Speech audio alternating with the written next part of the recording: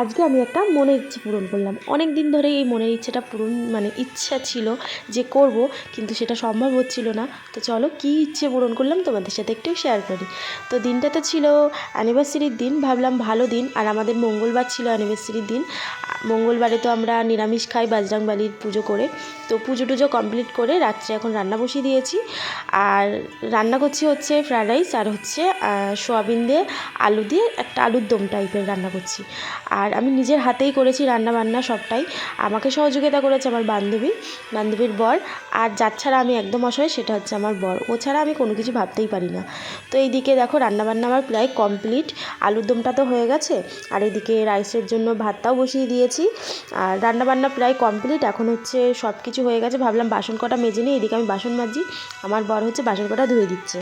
তো ও প্রত্যেকটা কাজে আমাকে সব সময় সহযোগিতা করে, প্রত্যেকটা সময় করে। আর আমি যখন বলেছিলাম দেখো আমার খুব ইচ্ছা, অনেক দিনেরই ইচ্ছা আছে এই জিনিসটা করার, তো বললো কোনো ব্যাপার নয়, তোমার যখন ইচ্ছা আছে তুমি অবশ্যই করো, আমি তোমার পাশে আছি। তো সেই জন্য ও বলেছে বলে আরও জোর পেলাম।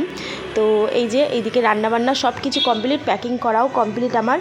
আর ইচ্ছা আছে এই জিনিসটা আমি কন্টিনিউ করার, তোমাদের আশীর্বাদ যদি থাকে আর ভগবানের আশীর্বাদ যদি থাকে আর সবাই যদি আমার পাশে থাকে, অবশ্যই আমি এই জিনিসটা আমি পারবোই করতে।